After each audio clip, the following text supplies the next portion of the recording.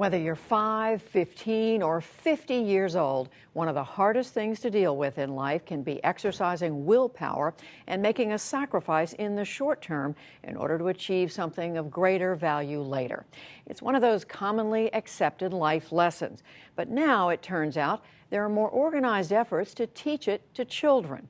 Our economics correspondent Paul Solman has the story, part of his ongoing reporting, making sense of financial news. Clap twice.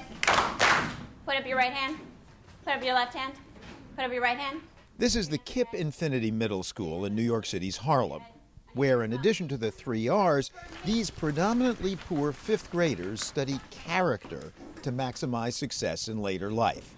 Qualities like grit and gratitude, optimism and curiosity, zest and social intelligence, and one skill above all. What is this talking about? Don't eat the marshmallow. Brittany in the back.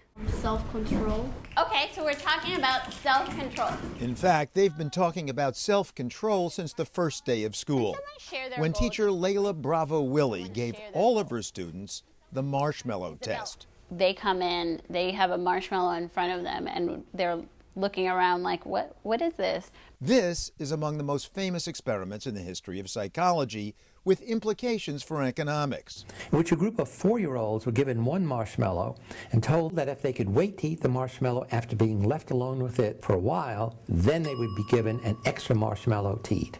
Most eat the marshmallow as soon as they are left alone with it, but some other children are able to resist temptation. About 1 in every 3 is able to hold off.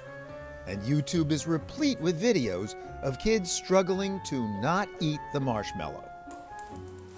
So what's the big deal about self-control? The big deal about self-control is if you have it, you're able to actually pay attention to the teacher and to learn. Psychologist Walter Mischel devised the marshmallow test 50 years ago, running it on hundreds of preschoolers at Stanford University. 12 years later, he found significant differences between those who had wolfed down the marshmallow.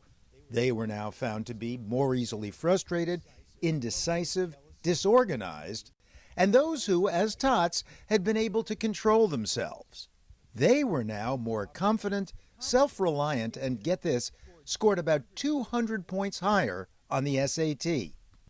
The powerful economic message is that if you do exhibit self-control at an early age, says Mischel, you've got a much better chance of taking the future into account and likely to have better economic outcomes.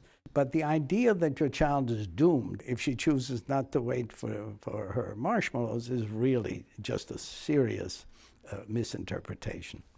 Because the real message of his work is that self-control can be taught, says Mischel, to even the most out of control among us. Me get this feeling when me see a cookie on the plate. Me want to grab it, want to eat it, oh me no can wait.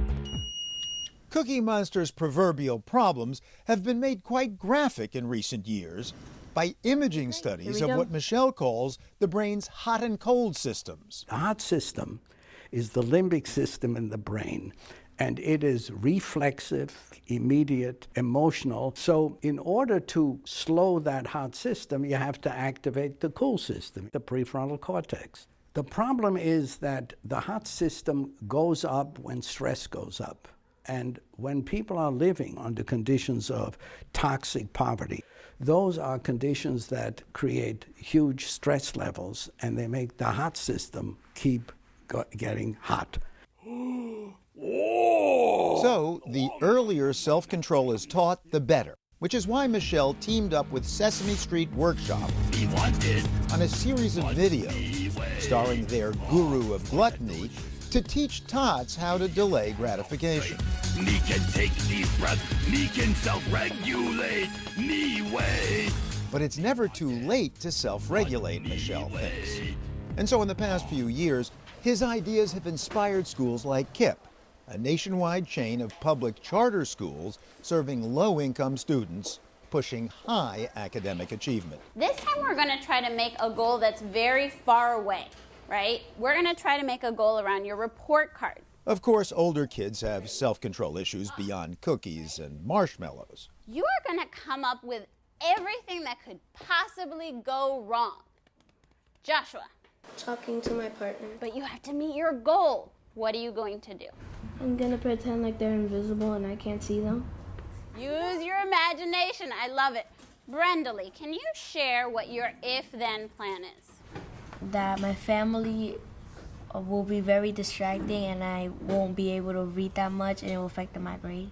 Okay, so if your family is super distracting, what are you going to do? I will go to my room and close the door and put some headphones on and then start reading. Give her 3 snaps. Both Brenda Lee and Joshua, it turns out, ate their marshmallows the first day of school.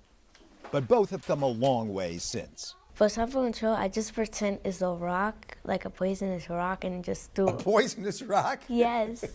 What does a poisonous rock look like? I don't know. It's like a white rock with mold all over it. When I come to Cape, I realize that if I wait, I get a bigger treat. And his self-control strategy also works on another problem, his temper. Are you easily annoyed? Yes. But did you learn here how to control your annoyance? Yes. I'll just take a deep breath and just let it go. Did you actually take a deep breath? Yeah, but sometimes when I'm like really mad, I take 2 deep breaths.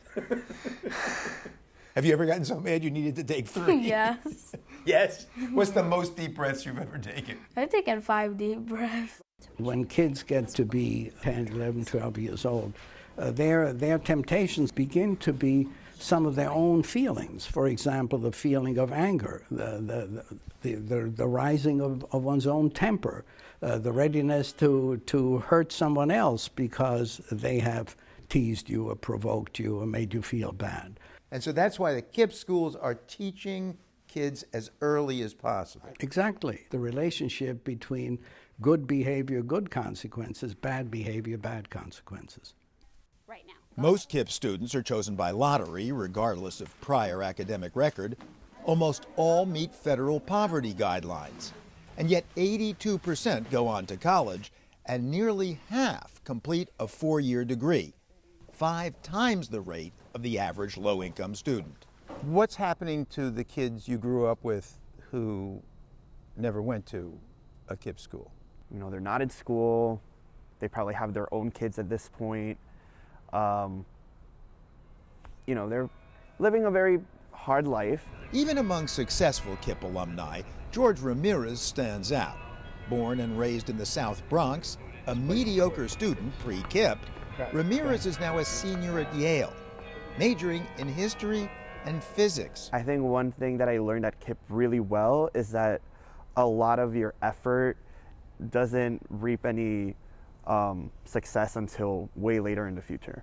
There's another marshmallow if you wait just a little bit longer. KIPP isn't the only path out of poverty, of course. Teacher Layla Bravo Willie also grew up poor long before KIPP began, yet she graduated from Harvard.